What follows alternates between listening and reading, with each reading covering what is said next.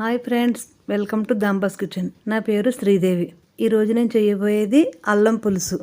అల్లం పులుసుకి కావాల్సిన పదార్థాలు: అల్లం ముక్కలు 100 గ్రాములు, ఉల్లిపాయలు 250 గ్రాములు, చిన్న ఉల్లిపాయలు లేకపోతే పెద్ద ఉల్లిపాయలను వేసుకోవచ్చు, బెల్లం 50 గ్రాములు, ధనియాల పొడి 2 టీ స్పూన్లు, జీలకర్ర 1 టీ స్పూన్, కారం 1 టీ స్పూన్, మెంతులు 1 టీ స్పూన్, పసుపు 1/2 teaspoon, salt 1 teaspoon, వెల్లుల్లి రేకులు 6, పచ్చిమిరపకాయలు 2, కరివేపాకు కొద్దిగా, కొత్తిమీర కొద్దిగా, ఆయిల్ 2 టేబుల్ స్పూన్లు, చింతపండు పెద్ద నిమ్మకాయ సైజ్ అంతా, 1/2 లీటర్ వాటర్ పోసి 10 నిమిషాలు నానబెట్టుకుని రసం తీసి పక్కన పెట్టుకోవాలి.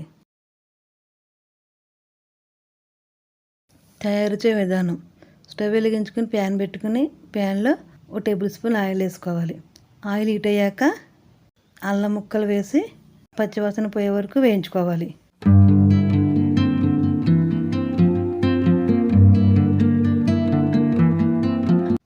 ఇలా వేగిన తర్వాత స్టవ్ ఆఫ్ చేసుకుని ఒక ప్లేట్లో తీసుకుని చల్లారబెట్టుకోవాలి.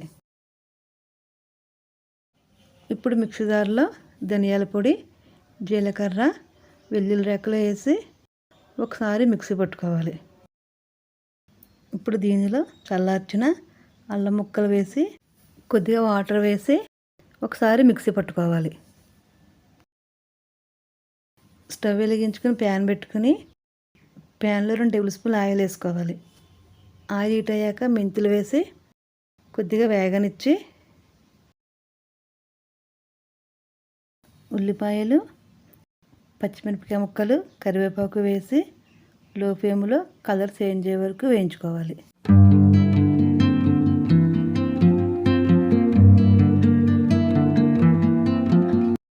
ఇలా వేగిన తర్వాత సాల్ట్ వేసుకోవాలి.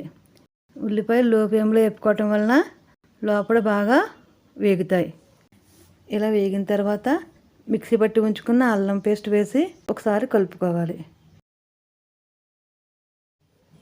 కొద్దిగా వాటర్ పోసి పచ్చివాసన పోయే వరకు వేయించుకోవాలి.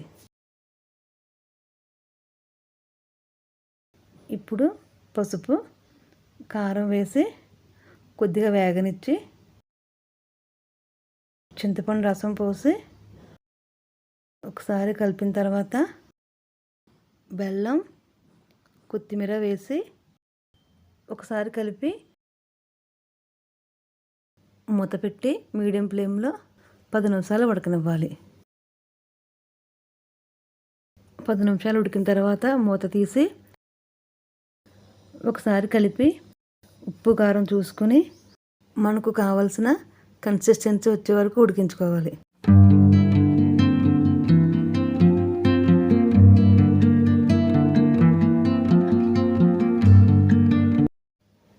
ఈ కన్సిస్టెన్సీ వచ్చే వరకు ఉడికించుకుని స్టవ్ ఆఫ్ చేసుకోవాలి.